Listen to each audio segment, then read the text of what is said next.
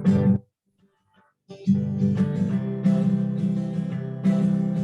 a couple beers, we'll talk about the sport. Maybe some other things, don't take us to court.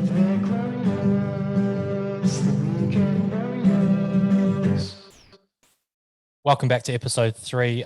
We are here with the Weekend Warriors, Jack Winland, Nick Stober, and Caleb Jasmine. How are we doing, boys? Yeah, bloody good, mate. Another week in paradise, eh? Down to level 3 now. Go on. Yeah, go on, fellas. Keep it going. Come on, Cindy. Let the boys out to play. Have you boys got into your takeaways yet, or what have we been doing? No, not yet, mate. I'm holding off. My rig doesn't need anything that bad right now.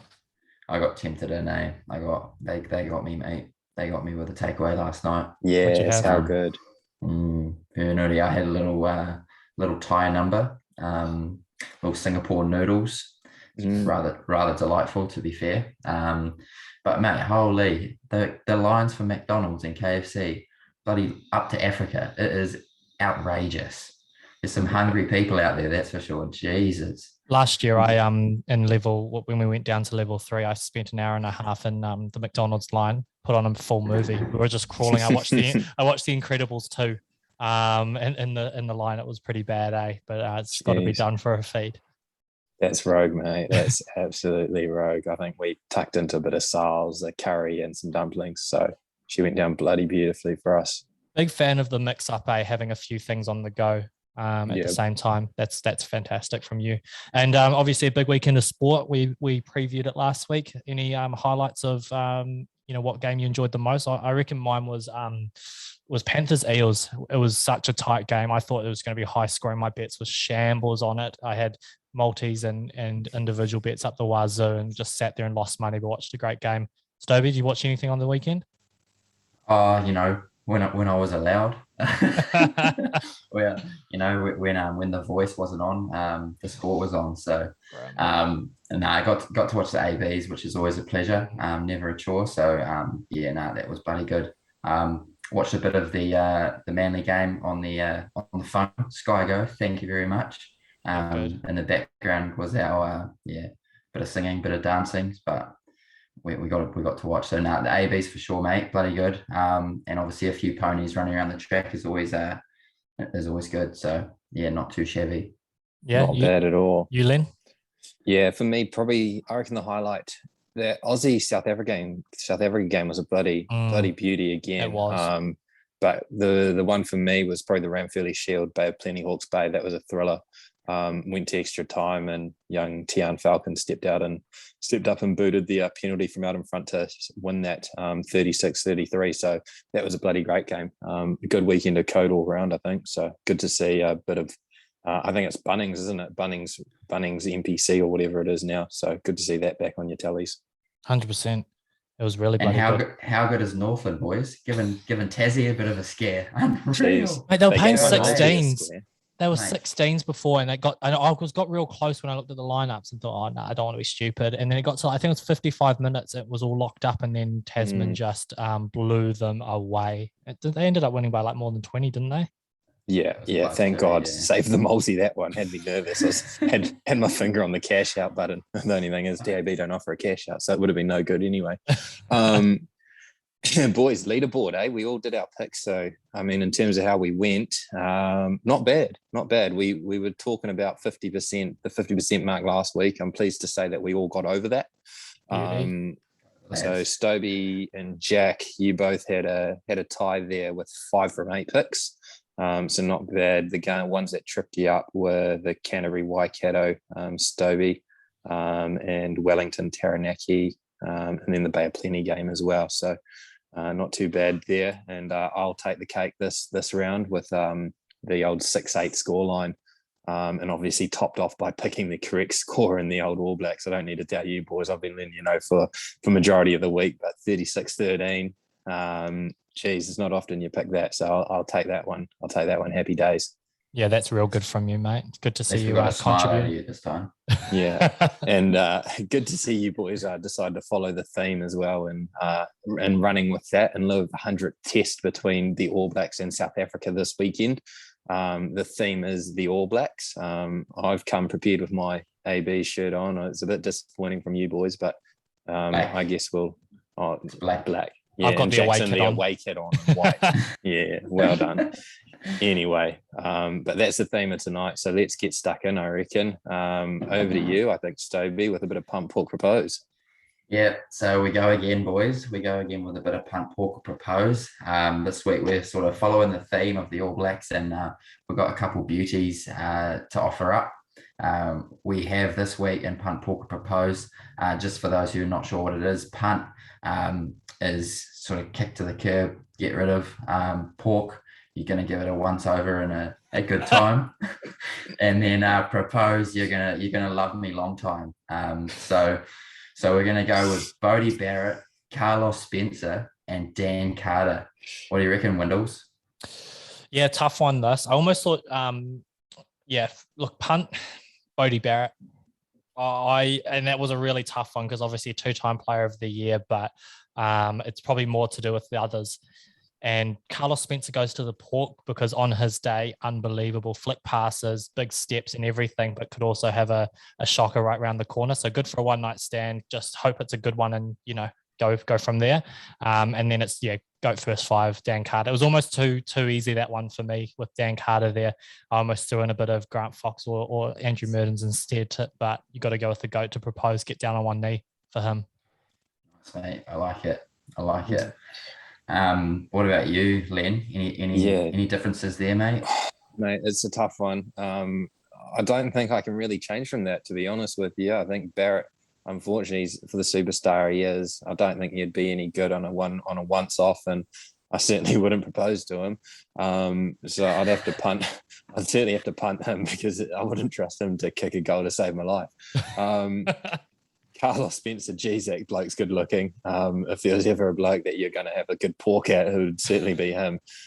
So he'll get the go for me on the pork. And yeah, Carter, mate, a lot of respect for the man and what he's done. And obviously sat there and had me chew his ear off at the Currents last year. So I'll be glad get a grazing a knee for him any day of the week. Yeah, that Dan Carter one was obviously a show, and wasn't it? Can't really go wrong with the man. He's a beauty. Be good to pork him as well, to be fair, but you can't have your cake and eat it, can you, fellas? No, unfortunately not. Those jockeys. Yeah. Yeah, I went pretty well, actually. No, a bit of a change. I punted Carlos Spencer, and my comment was sort of, who the fuck is that guy? Washed up Spenny. I went pork Barrett because he's good for a fucking one-off miracle bloody chip and chase or something ridiculous, and everyone thinks he's some sort of hero again. And yeah, DC, the man himself, can't go wrong, can you? He'd be good for a long time, I think. So yeah, those are who I've got there today, fellas. Nice wee segment, and we move on to the UFC. Bit of a change up this week. And Windlepiece, what do you got for us, mate? Yeah, being fighting man that I am, and the amount of fights I've been in, I really do know my stuff with UFC, and that's nothing. Yeah. It's a big fat. That is a big fat zero. Yeah, the old lover, not a fighter. Definitely. Stopped more than I've been involved with. But so anyway, yes, for the UFC one, look, I do like watching it, but I do wait for someone to say something intelligent, then nod my head and go, yeah, definitely, I agree. So look, this weekend's going to be good though. There's two title fights going on. Nick Diaz is back, and that's always exciting when those boys who are just ruthless. I don't know much, but I know those two are mongrels, him and his brother. So that's always good, entertaining fights because they'll throw hands. So they'll be exciting. For me, look, I've just got the one tip, and I actually did a bit of research, and I'm going to botch his name though. Volkanovski, I reckon that's all right. So look, I reckon he's going to be by points. He's the main event title fight by points. Undefeated for a long time. In his last 8 fights, he's won them all, and 6 of them have gone to decision. So just from history, it looks like he likes the long fight, and he'll do the job there. If there's going to be an upset though, and I don't think there will be though, Ortega for submission. In the same time frame, last 7 fights, he's had 3 by submission, 3 wins by submission. So if there's going to be an upset, I'd say at $7.50, there's a bit of value there. For that to be the way it goes. You boys got anything for the weekend, Stoby? Yeah, well, I had to go left field this time. I had to use my version of the Stig and my brother.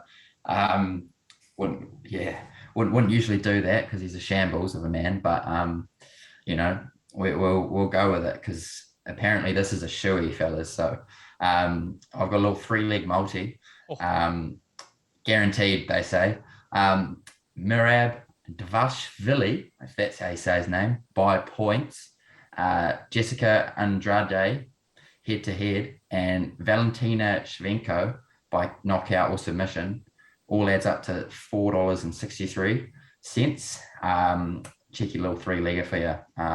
So hopefully the brother's onto it this time. We'll have to see. Time will tell. Very nice. One of our early followers, so we've got to be nice to him. Thanks for that. No, we don't. Len?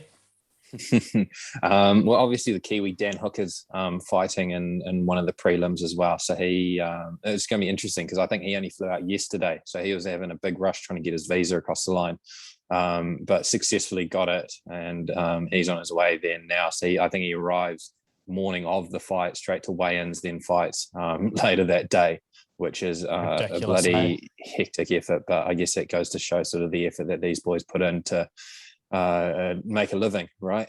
That's their career, and he's certainly fighting for his UFC contract. He's come off a couple of losses, so expect a showing from him. It'll be interesting to see how that fatigue factor factors into that fight. My best though is similar to you, Windles. I got Volkanovski as well. Look, both of these guys are superstars. Both only have one loss in their UFC careers. Volkanovski's undefeated in 9 UFC fights. For Ortega to win, I think he needs to take him to the ground, turn into a bit of a wrestle, bit of a grapple, as you said. So that's probably his best chance, but good luck getting Volkanovski down. That guy's got some really quick feet. His Muay Thai background, some strong kicking in there. I've got Volkanovski with the finish late in either the 4th or 5th round. So I did think initially it would go to points, but yeah, I'm going to back Volkanovski to get the job done here and knock him out TKO, probably late into the 5th. Brilliant. Have you just quickly before we move on to the next one, have you seen the photos of him when he was a league player? He was fucking massive, just stocky and small, and would have just ran through blokes. Yeah, so when he fought in Muay Thai, he was a bit heavier. He was heavier as well. So yeah, definitely a bit of power there. Nice, very good, lads. One day you into the netball. You say you're a bit of a fighter. I just get kicked from Caleb. That's about all that happens when there's a bit of fisticuffs. No, mate, it's all love, not war. Into the netball, boys. Another new one for us this week. Obviously, Netball England come over here. They've brought a young side and they're playing our Silver Ferns. 2 games have already been played. I think it's 1 apiece as it sits currently, with England winning last night or Wednesday when this is released on Friday tomorrow. So we've got a couple of picks. Stoby, who have you got getting up in that one? I'm sure you would have turned to your secret source as well to get some good oil on this. Yeah, well, I actually watched the game on Wednesday. You'll be pleased to hear. And yeah, no, I think it looks like New Zealand are playing around with a few different combinations and stuff like that and trying to figure things out a little bit. A few young players floating about, which is pretty cool. I think that they'll come back, hopefully sorted out a few of their combinations a little bit more and get the dub this time around. So yeah, I've gone with NZ to come back and win. Very good. Jack, do you see it any differently, mate? No, it's $1.50. It was $1.30 for the first 2 games. I had a bet on them in the first game, and then in the second game, I was like, yeah, chuck them in a couple of multis, thought they'd go well again, and then they mixed up their bloody team, and it spoiled not my day, but just part of it at least. But I've got them at $1.50 because I'm betting with my heart here and want the Silver Ferns to get up. Yeah, very good. I like that thought, boys. And yeah, you definitely touched on a few good points there, Stobes. I've tapped into a bit of a couple of my sources as well, or one of my sources, and found a little bit of good intel. Both young sides, as I mentioned earlier. Wednesday looked like they were a touch clunky and lacked a bit of flow through the mid-court was the feedback we got, and on reflection I could see that. Oh yeah, I'm sure you could. You're a shambles. You like that terminology. It's really good. And they also mixed it up a little bit, as you said. They chucked in a young 19-year-old there and a goal shooter at half time, and obviously just takes a little bit of getting used to the flow and the speed at that level. But I think they'll go back to sort of a more stable and experienced lineup for this last game and look to get the W done. So the sources say NZ by 5. So should be some good value in there. Very nice. Very nice. Very good. And into some top 5s. Stoby, what have you got for us this week on top 5? Yeah, so we're following the AB's theme again, and we got some. I'm quite excited to hear what you guys think about your top 5 AB's players of all time. There's obviously some seriously good players out there, and that have donned the black and white over the years. So yeah, it's there's some serious names that came up in my head, and bit of prestige, shall we say? So without further ado and without further rambling, let's go to Len. Seeing as you've got all the kit on, mate. Surely you've got some good ones. Yeah, bloody oath. I spent a good amount of time on this one, peeling back through, just like absolutely sifting through, going through the names and the old spreadsheets of or team lists of players.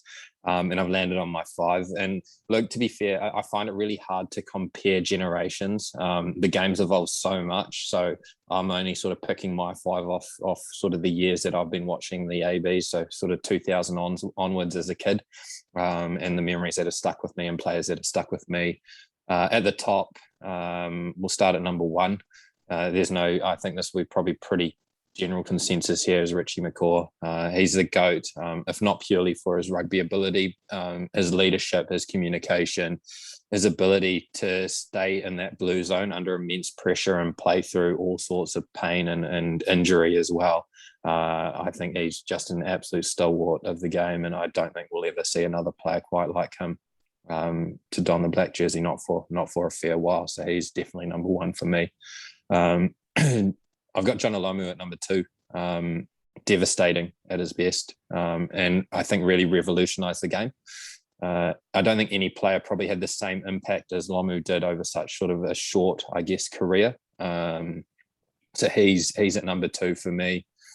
DC, he's at number 3. It isn't much that man hasn't done. And I think any player that can sort of put up with me chewing the ear off at the currents, but also go through the trials and tribulations of getting injured in that 2011 World Cup, having to fight his way back through so many injuries, and then to get that swan song performance in the World Cup final in 2015, that really just shows the class of the man. So he's number 3 for me.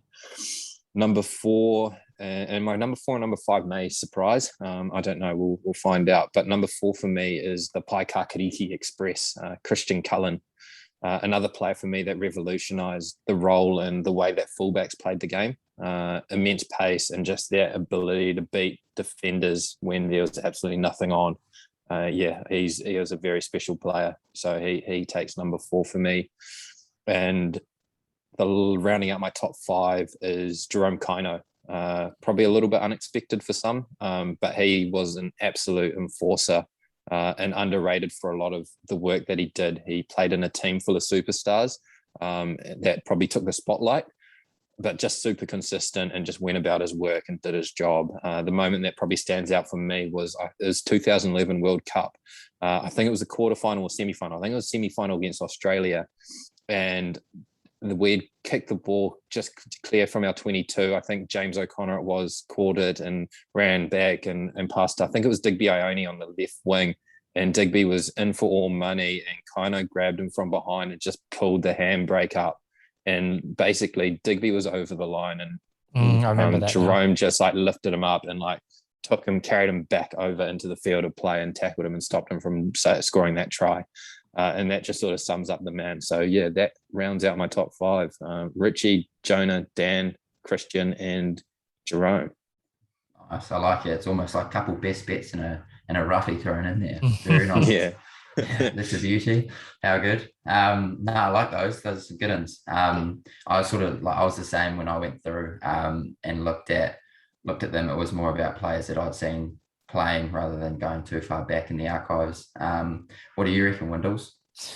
Yeah, I mean, good picks from Christian Carr's an interesting one. He could have definitely played on and definitely got shafted, I reckon. But obviously a very special talent there. So look, my ones, I did dig a little bit deeper in the archives to see what contributions they made to the All Blacks jersey.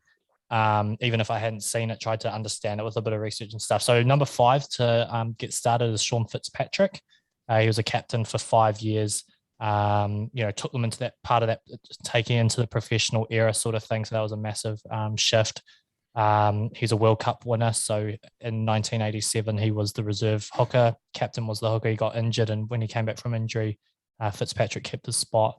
So you got to be pretty good when you were young to do that. Michael Jones at number 4, just from the research and some of the comments that were there in the Herald, like the different things I found, the way that he was rated. But again, World Cup winner. He scored in the 87 final.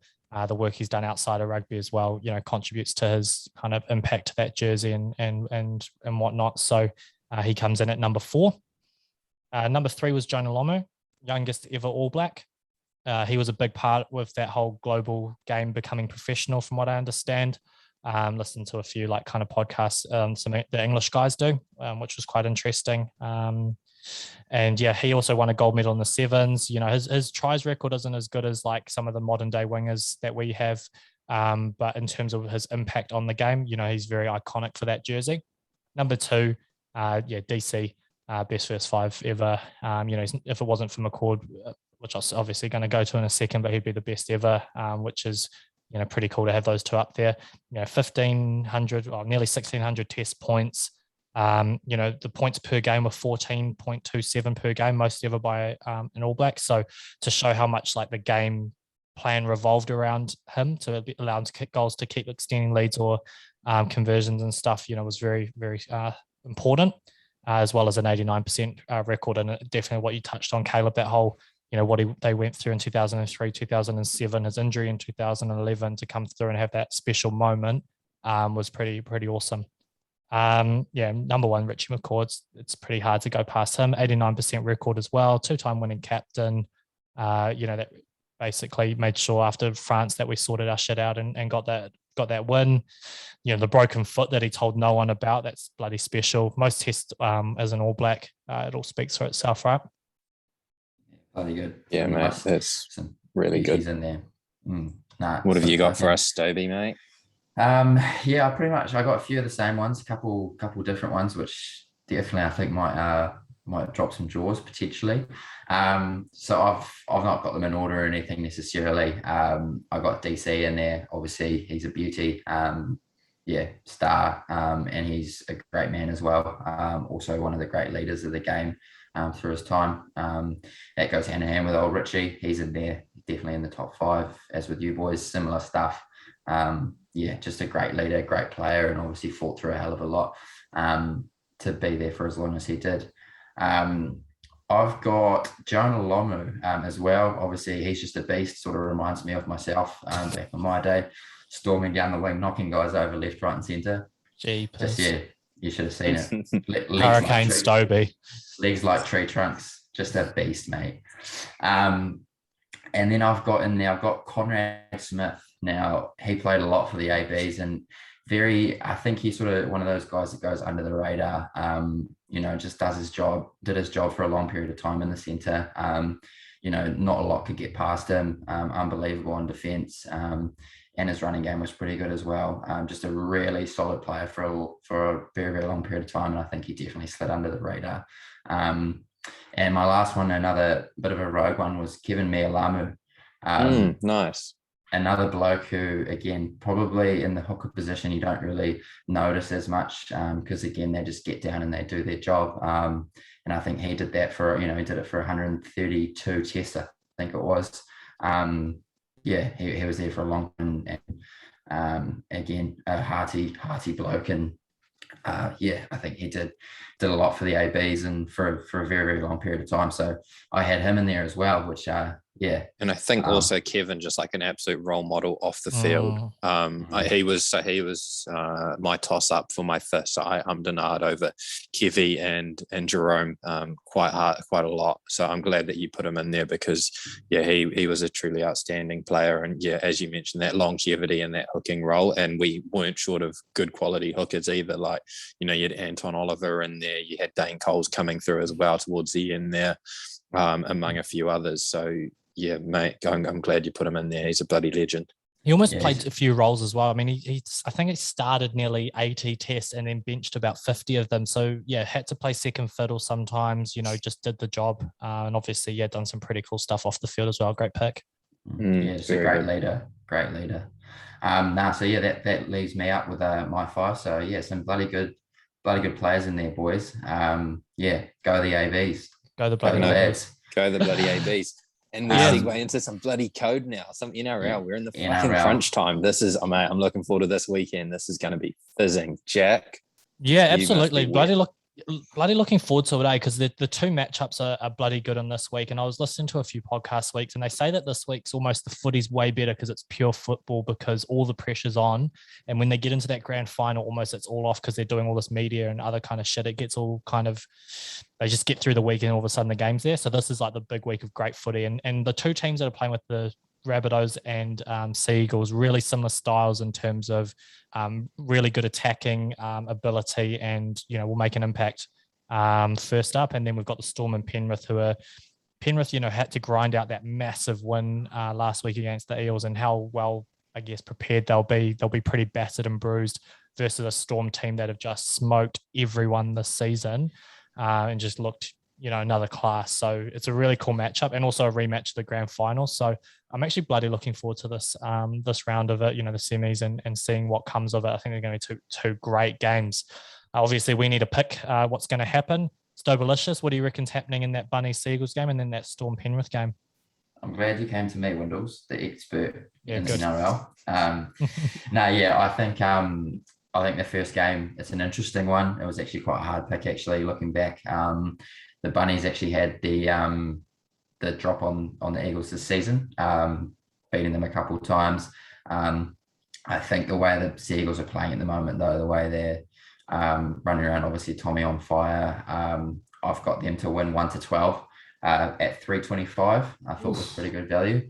Real good value. Real good. So I think it'll be really close. It's a really tough one to call, but I just swung that way, just the way they're on at the moment. Had that tough loss, came back and fucking showed everyone how good they really are. So that was what I went there. And then, Storm 13 plus at $2.30. Hard to go by. They're too good.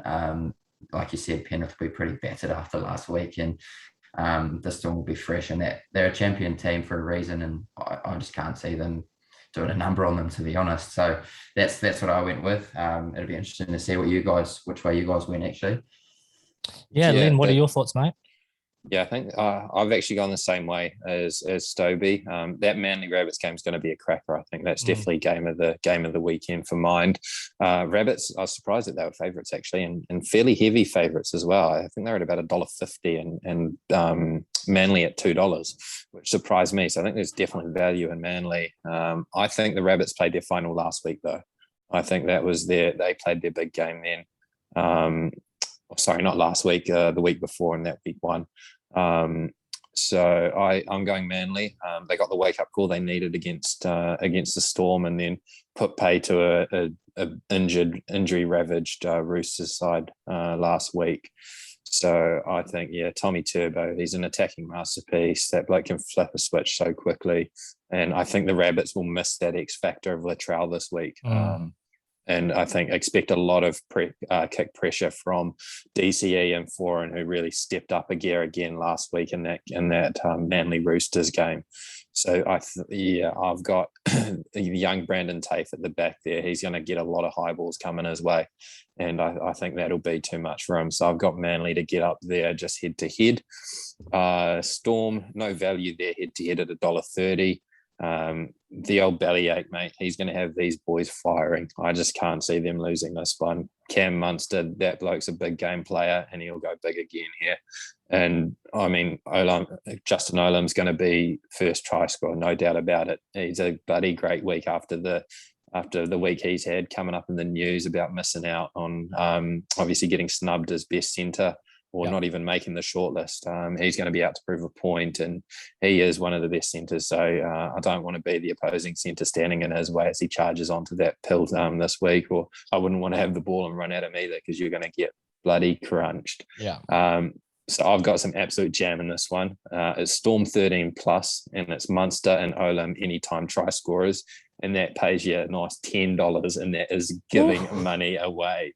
That is absolute jam for the fellas. So get stuck into that, because that is, mate, that is rent for the week. That's bloody good, mate. That is some really good value there. Are you going to put $5 on it, are you, Len? 2. Yeah, I'm right there with you on those small bets, mate. I just want to be right. But no, that's really well put, mate.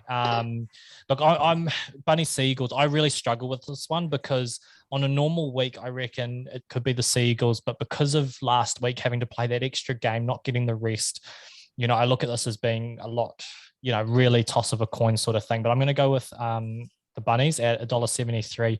And the reason I'm going with them is based on if they can shut down Turbo like the Storm did, and in terms of that quality of coach, and then having the kind of troops to be able to potentially do it. I know Roosters had Trent Robinson, but they didn't have the cattle to potentially do anything about it. But with Wayne Bennett, he'll look at that as a great challenge and use his kind of experience to shut them down. And I think the Bunnies pack can potentially switch on and do that. So that's where I see the value being in terms of, the Bennett factor and then Turbo reliance. But you're right, absolutely, at the back with TAFE, they're going to make his night so tough. And without Latrell Mitchell, it's going to be really tough. If they do get it, it's going to be tight, I reckon. So I'd go Bunnies 1 to 12. I just got the head-to-head here, but that's what I'd go. Storm Penny Panthers. Last week was their massive game, Penrith. If they bounce back and make this even a contest, I'd be really surprised. They don't really seem like they've got that arrogant flair that they had last season or earlier in the season that really upsets teams, and especially the Storm, who are so kind of trying to have that kind of class about them and that professionalism. If the Penrith Panthers get on a roll, they could really upset the Storm's rhythm because of some of that stuff. But if you like in the grand final last year, Storm got on top early and just ran with it. So I'm looking at that bellyache, to just go and put on a clinic for in terms of the coaching through the week and have them really fresh and ready. Whereas Penrith beat up. And against the Storm is going to be a tough mission. So head to head plus the Storm 13 plus, I have them at $3.97 as a multi, which isn't too bad, I reckon. So that's very nice, Jack. I like that. And that Manly Rabbits game, that is going to be an absolute cracker, I think. It could go either way. I think you're spot on the money there. If the Rabbits can successfully shut down Tommy as the Storm did, then they're right in that. So it'll be a good weekend of footy, that's for sure. Into some code again, boys. We'll start with the Rugby Championship, I reckon, this week, so I don't miss it. What have we got? We've got NZ versus South Africa in the first game. I'll flick it back to you, Jack. You want to kick us off with what you've got in that game? NZ South Africa. Look, I have New Zealand actually going 13 plus on this. I for the last 2 weeks, I backed South Africa against Australia going, world champs, classy side, Australia are all right, but not great. They've got to do it, right? And both times I've been wrong. And I just don't think South Africa are quite there. They look boring. They look slow. And I think an exciting team that do what Australia did in that last game, which was to play really high speed, shift the ball stuff. We do that better than them. So I think we're going to have a better result at 13 plus. I've got at the minute, it's $1.83 for New Zealand to go 13 plus. Very good. Stobie, what have you got for us? Yeah, very, very similar with what Wendell's is saying there. Like South Africa, they're playing a really, really shit brand of rugby, to be honest. You said it better than me. It's so boring to watch, and they're just not they're just not the side that they were in that World Cup. I don't know what's going on, but it's not flash. Same as Wendell's. I went with them the last couple of weeks thinking that they've got that class, but they're just not playing a good brand of rugby, and I think the New Zealanders are going to run all over them. 13 plus is, for me, is a shoey, to be honest. I think they'll walk all over them. I'd be even bold enough to go the little New Zealand 31-40 play. I haven't actually looked at the odds for that, but I think I might be jumping all over that, to be honest. And first try was David Havili. I thought, he apparently never scores tries, but fuck me, that man can play, and he's going to dot down first. I guarantee it. Fair enough. I like that. It is. I think you boys are spot on the money, and we went 0-2 there in that South Africa Australia games the last couple of weeks, thinking that South Africa had a little something more. I think this week they definitely bring something more. They love nothing more than playing the All Blacks. It's always a great spectacle, and they know they've underperformed, so they're definitely going to be out to prove a point this week. In saying that though, the All Blacks go up another gear this week. They absolutely love playing these blokes as well. The side we've named is probably our top side, obviously with a couple of exceptions, Sam Whitelock, Aaron Smith, not with the team. So you're going to love this, Jack, mate. This is a bit of you. So I've done a bit of digging. So across 8 games this season, AB's averaged just under 53 points a game. And concede a touch under 15. You compare that to South Africa, who average just under 26 and concede 17. Their highest score was 40 points in their first game they played this season against Georgia. So for this game to even be tight, South Africa are going to have to show some attacking flair and actually bring a bit more to the game, as opposed to just that typical slowing it down at the breakdown, which they're going to do anyway. And this potentially leads, I see, to a few infringements, and I think you can expect a yellow card. So I'd be putting money on a yellow card this game and going South Africa's way. So there's a bit one left field for you. But all but ABs are all over this. I've got them 39-21 as the score there carrying on from last week. So 39-21 to the All Blacks. First try scorer. It's gone. Havili's going to pass it out one wide, one further, and we know that Rico doesn't pass. So that bloke dots down first for my books. So that's what I've got there. I'll flip across and I'll carry on with the Aussie-Argentina game, and then I'll flick it to you boys. This is going to be fiery. I expect a lot of niggle. These blokes hate each other. They love a little push and shove, and we know what the Argies are like as well. So the return of Quade, though, as well from Aussie. He's been unreal, eh? Yeah, and for a bloke that copped so much shit from the New Zealand public, and rightfully so, fucking deserved it. But to go away, get dropped, and then to go away, obviously the support he offered, that Sonny Bill Williams offered him, and then to come back and just that level, that journey back into that team is quite inspiring, and I guess shows the dedication required to make it at test level. And then I thought his comments after, I think it was game 1 when he hit that penalty on full time to win it for them, I guess just showed me another side to him and the class that he does have. So certainly earned a bit of respect in my books. So I've gone Australia 13 plus with Quade in any time try score. Unfortunately, don't have odds on that because they haven't named the starting lineup when I did my research. Not sure if Quade's actually playing. Yeah, he's starting, mate. Is he? So there'll be interesting odds there. But Aussie 13 plus against Argentina. Quade anytime try scorer. Stoby, what have you got? Nice. I went with Aussie as well. They're actually, even though I struggle to admit it, they're actually playing all right footy at the moment. And I think they'll go pretty well. Argentina don't quite look as strong as I thought they usually are. I think Aussie will win that. I've actually got them winning 30-12.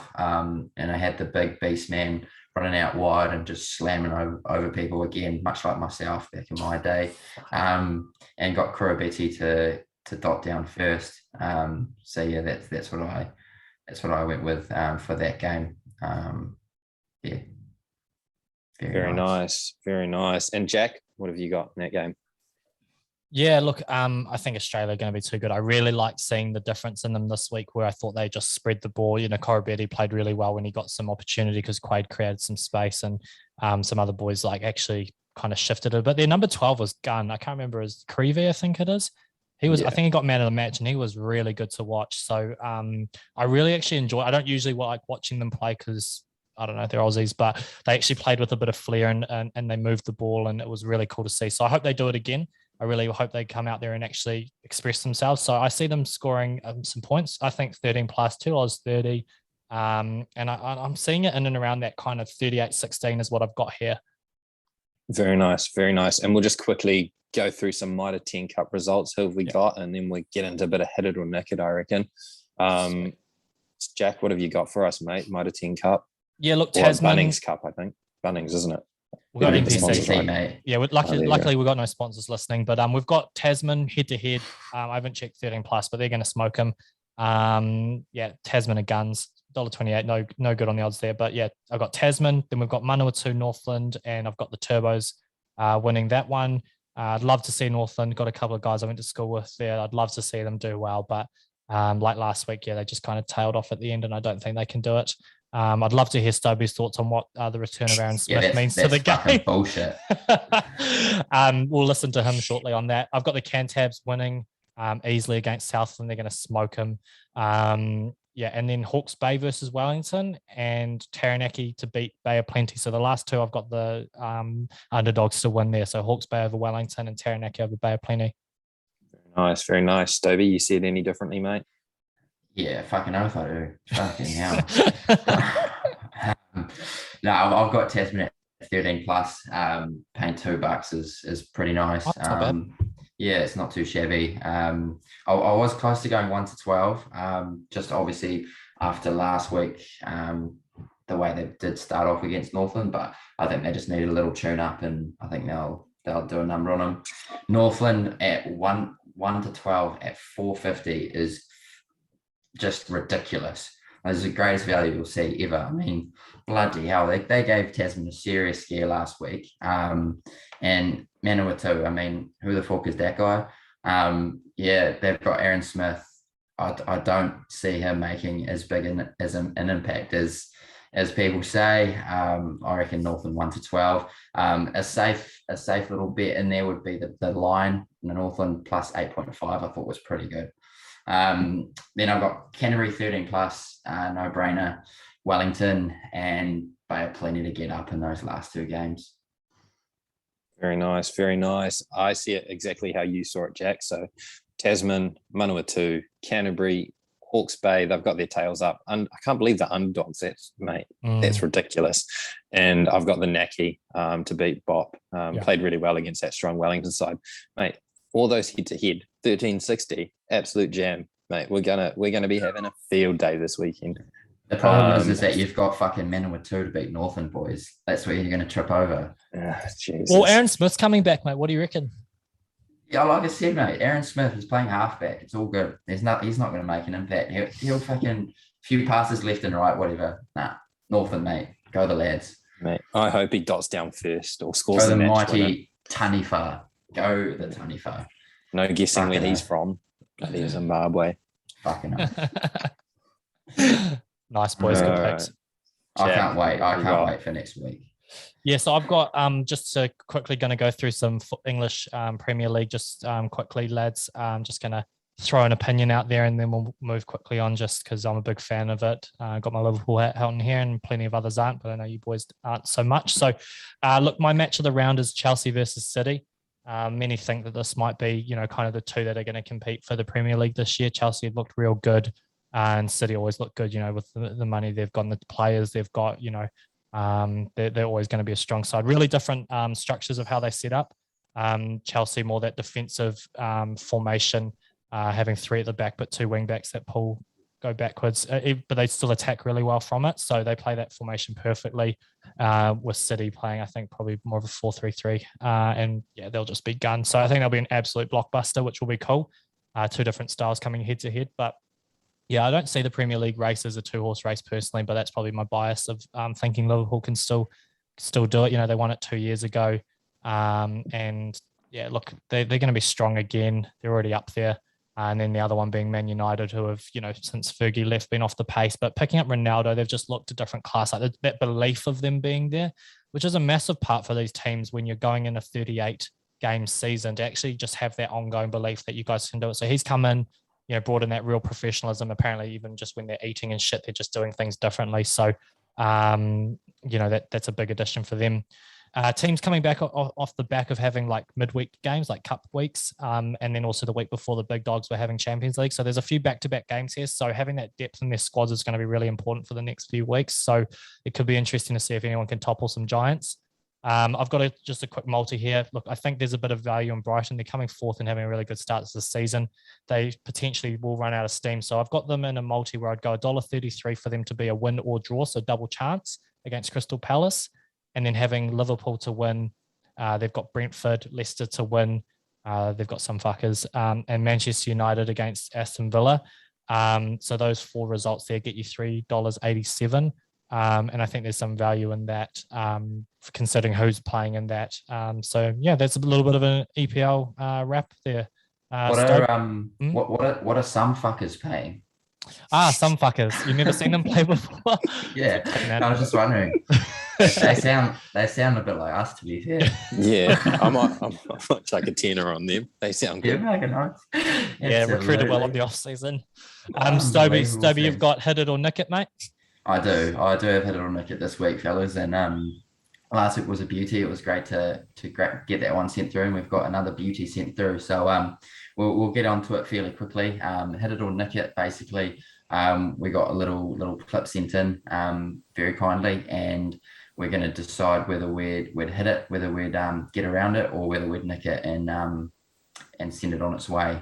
So let's have a wee listen to see this week what we got, eh? G'day, boys. So I know you like to run the donkeys on your widescreen in your dank, dark bedroom, doing cigarettes or something. But how about going to the races in person? Get the smell of that fresh cut grass and the arse end of a thoroughbred. Going to the races in person. Do you hit it or do you nick it? Bloody oath. Yeah, bloody oath. 2 words. I mean, I don't really need to say anything. I'll let you boys do the talking for a bit, and Len, you reckon bloody oath, do you? Yeah, bloody oath. Is the Pope a Catholic? Yes, he fucking is. Does Len go to the races? Yes, he fucking does. There we go. That's all that needs to be said on that one. With half a chance, I'll be running with the donkeys.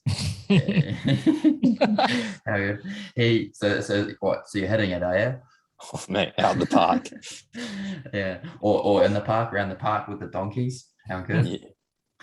Oh, geez. All right. What do you reckon, Windows? This will be interesting. Yeah, look, I'm not as big into my horses as you blokes are, but I'm very much into my booze and getting dressed up. So I'm right there with you. I am nodding my head when you say something smart about the ponies, and if I will never know who wins. Someone hold my tickets because I'm blind and I don't know what's going on. That's my only experience with the races, is just being a bit of a mess. And someone holding my tickets telling me I've won, but yeah, can't see. You're the bloke that walks up to the TAB people and goes, "How do you place a bet?"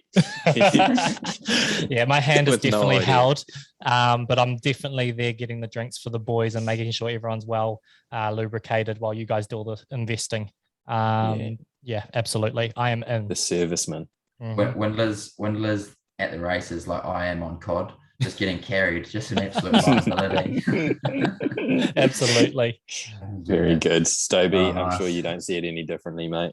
Nah, mate, Jesus. Yeah, like you say, it's the Pope of Catholic, does a bear shit in the woods, like at the end of the day, that's the dream, isn't it? Just being there with the fellas, a few beers, horses screaming around, winning a few bets or losing plenty, doesn't really matter. It's a fucking great time. So absolutely get around it. Day out with the fellas. Did you say a few beers, mate? A few beers doesn't see you on top of a table, Stoby. I reckon there'll be a few more than a few. Doesn't take me many these days, though, Windler. That is fact. There is no lies. I see no lies. Yeah, like I've had one here, and we're ready to go. So absolutely, that's a beauty. Quite like that little segment.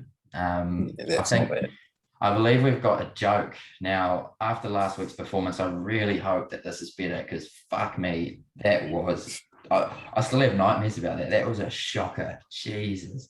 You're going again, aren't you, Jack? Am I fucked? I'm cancelling. After you've done yours, Len, I'm cancelling the segment. Alrighty. Mine's a similar one to Stobie's in that it's a bit of a story, so bear with me. It goes a little like this. A car full of nuns get killed in a car accident. Jesus. It was a rogue start. That's not. No, that's not it. So a car full of nuns get killed in a car accident. They arrive at the gates of heaven and meet St. Peter. Sisters, welcome to heaven. I'll let you all in shortly. But first, I must ask each of you a question. He turns to the first nun and asks, have you ever touched a penis? The nun responds, well, there was this one time with my pinky finger. St. Peter replies, all right, sister. Now dip your finger in the holy water and you may be omitted. And so she did. St. Peter turns to the second nun and goes, sister, have you ever touched a penis? Well, there was this one time I held it for a moment. All right, sister, just wash your hands in the holy water and you may be omitted. Now at this moment, St. Peter hears a jostling in the line and it appears one nun is trying to cut in front of another. St. Peter sees this and asks, Sister Susan, what is this? There is no rush. Sister Susan responds, well, if I'm going to have to gargle this shit, I better do it before Sister Mary sticks her ass in it. Oh, dear. It started with a hiss and a roar and it finished as well. Well done, Len. Yeah, that's Thank good, you. man. That's definitely taken the cake, particularly over last week. Yeah, nice. Thanks. That's first. I got second. I reckon Stobie, you're last. Unlucky, mate. So what do we got next year? Yeah. The worst part is I made up the segment to have Joke of the Week, thinking, oh yeah, I'll stitch up Stobie first week. We're all on here, and then forgot obviously would take some turns. Shocker. Yeah, should have got rid of it. Should have got it. Into Stobie's favourite segment now. The moment he's been waiting for all night. Yeah, I've been sitting here just trying to fucking get you guys to hurry up and stop talking shit so I can talk about some horses. Bloody good. We got some horses this week, fellas. Whoa. So we've actually got a little meet tomorrow, actually, or it'll be Friday when this comes out. So tonight, for those who are listening, at the Moonee Valley, a little more stakes race, which would be quite a nice little meet and little race. Very quick run race, the Moy Stakes. Obviously over 1,000 meters, and some bloody good horses running. It'll be very quick, but it'll be bloody good. It's a good track, and there's some nice horses running. I like Trekking at 11 and 3s, and Inferno at 480 and 180. There's also Profiteer in that race, who's a bloody good horse, and it'll be interesting to see how they go. A bit of value, race 2, Snapper at 9s and 270. Very close to Twist of Fury last start, has very good core stats here. A bit of a wide draw to contend with, so it'll be interesting to see how they go on this track, which obviously has a really short sprint at the end. So, but with those stats, I think could be very close. And then race 6, Mount Popper at 6 and 220 is coming a little bit already. Goes well at the distance. Be interesting to see, because that's the same race as Defibrillate, Kiwi horse. So. But I've gone that way. And then on to Saturday, we've got Rose Hill, we've got Sandown, and a couple of meets in New Zealand, Matamata and Awapuni. Heavy track, Matamata and Awapuni, so not overly interested in punting because we just lose our bloody money as per. But Rose Hill and Sandown, both decent looking tracks. Few favourites running on there, so it could be some nice punting or an absolute shambles, one or the other. So it'd be interesting to hear, boys, what do we got in terms of some best bets floating about this weekend? What do you reckon, Windles? I'd love to hear yours first, mate. Well, look, as resident expert of horses, they run, and unfortunately, my man in the stand is gone MIA this week, so I'm left to my own devices. So, look, my best is going to be in, and it's going to be my mate No Compromise, $2.70. Forgot to write down when he's racing. So someone say something. I believe no compromise. Race 4, isn't he? Yeah, race 4 at Race 4. I think he's at Sandown, is he Sandown? Yeah. Nah, he's at Rosehill. Was he Rosehill? He's at Rosehill, sorry. Yeah, at Rosehill. So, and then we've got, is it Intravia? Yeah, Intravia. Yep, and I've backed this horse before, so I know this one and how it goes. So I do expect it to come in again. No, I can get around that. I mean, for a bloke that doesn't fucking know it. Yeah. Yep. Well done. I put $5 on it once and it won, so it's got to win again. Exactly. So when's it racing? Rosehill race 7. Beauty. Mate. And then I've got Elephant for my last one. So $2.70 for no compromise, $2.20 for Entrevere, and Elephant at $2.40, racing at Sandown in race 5. Yeah, absolutely, gents. So look, those are my 3 picks. I really do feel like I'm going to have a winner this week. As you can tell, I'm riding high on the basis. I think out of 6 bets with the ponies so far, I've only got 2 wrong. So they're not my own, but that's still the results. No, but when you put your roughie in as Elephant paying $2.40, mate, my roughie is that I'm actually participating with the horses. That's how roughie I get. So you're welcome. Someone else say something. Oh, you're a beauty, mate. We love it. The worst thing is that all 3 will probably fucking win. Yeah, that's why it's so fucking shocking. Oh dear. What do you reckon, Len? I've got my best is I've called it the race 7 multi. So Sandown race 7. And I know Stobes will probably laugh me. Abysmal. It's abysmal. Stobes going to laugh me off the stand here. But at a whopping $1.30, Zaki. There's no value here, but she just doesn't lose this. This is why she's the best. It's a 5-horse field, and J-Mac has described it as giving away a free Group 1. Craig Williams gets the ride, and she will win at $1.30. You combo that up with Rosehill race 7, which is ironically one of Jack's favourites as well, which is Entrevier at $2.30 or $2.20. She might have come into now, but J-Mac in the saddle of that one, strong form. She looks set for the 1400 here, and I think she'll go again. So combine those 2, give you $2.60. So you got a little something to play with as your best. My next best is at Rosehill in race 5, and I've got King of Sparta here. So just missed last week. It's 204 this campaign. Main danger I see is probably Pulele. Pulele is a great horse, but I think it'll Pulele. Cool, thank you. Pulele. Oh dear. So Pulele will race on the speed and can find him, but I think he'll find himself probably racing 3 wide with no cover, whereas King of Sparta will sit back just off the speed, should find a nice little spot on the rail, and we'll be swinging for home and should let down nicely at the finish. And at $6.50, I think there's a bit of value there. So I've gone, King of Sparta in that one. My roughie is in race 8, and I'm pretty confident that probably Stobes would have picked the favourite in this one as his best, or his next best. But I've got Rosehill race 8, Tiger of Malay.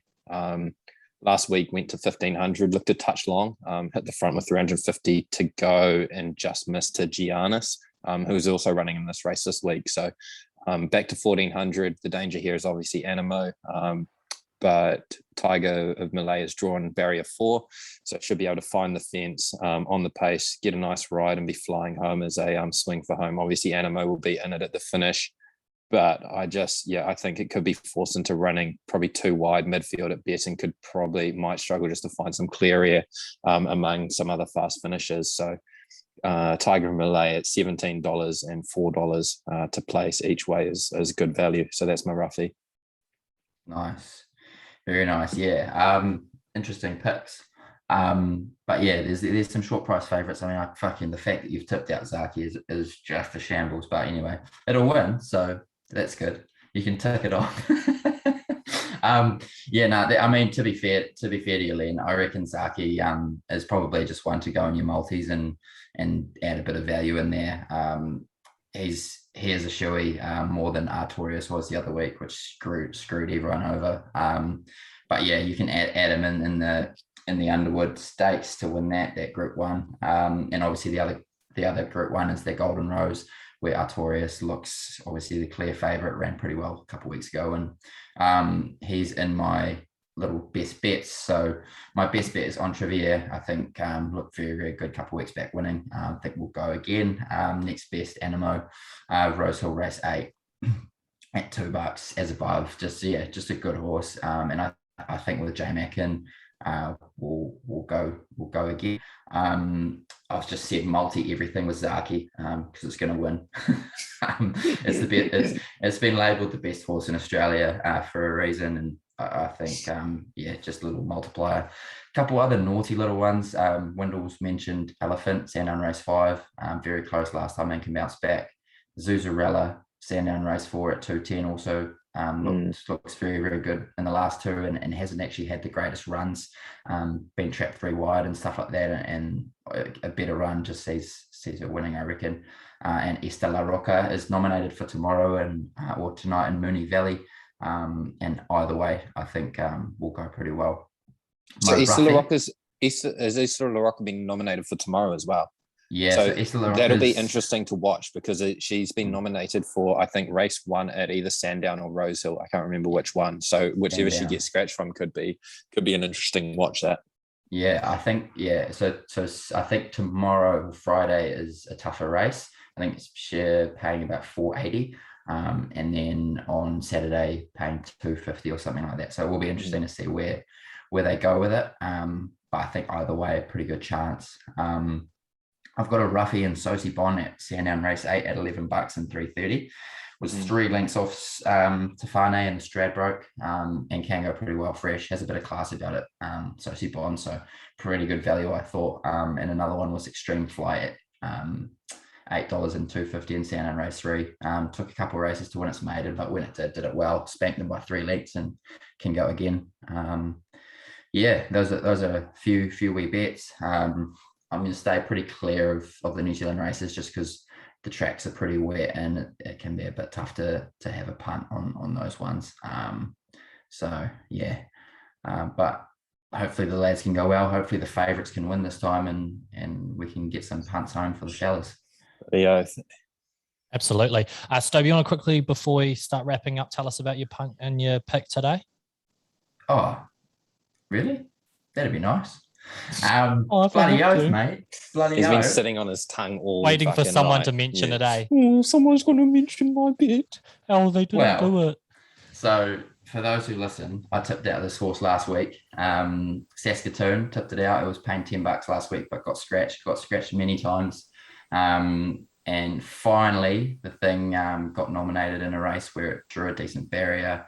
Tipped it out to all the fellas, and at $3, it absolutely stormed home like a good thing. Led the whole way, and I was screaming at home, and it was a beauty of a day. I can tell you right now, I was a happy man, and I hope a few of you out there got a good piece of it, and got a couple dollars in the back pocket for that one. So she's a beauty. She'll run some good races, I think, as well. I think she's one to keep an eye out for in the future. So Saskatoon, keep an eye out.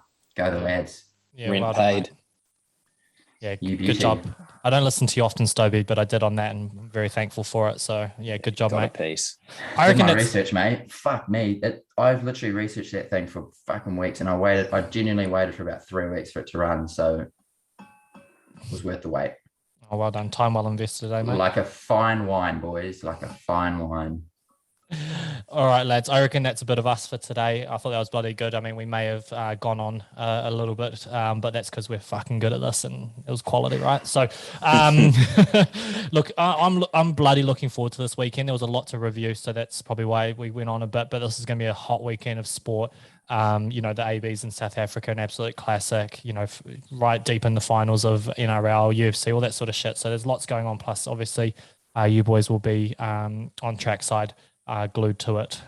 So yeah, absolutely, like a teenager to Pornhub sort of thing. You guys will be on it. So you guys will be enjoying that. And it's the best kind of analogy I had. Look, for those listening, really appreciate the support. And if you want to get in behind us, we're across multiple platforms at the moment. So we've got the Instagram going, We're the Weekend Warriors, YouTube, Spotify and Apple Podcasts. So yeah, if you and Twitter, mate, and Twitter. We're on the Twitter sphere. Shit, we're tweeting even now. So yeah, if you could jump across, really appreciate it. We're going to try and spark something up here. We're building some momentum. So really appreciate any support you can give us. If you're listening and want to chuck it on your story and give it a share, give it a tag, goes a long way for us. So yeah, appreciate you sticking in and having a listen. Hopefully some of these tips or just basically general shit talking about some topics was enjoyable. And that's all for the Weekend Warriors. Go the Warriors. Go on. Bring on the weekend.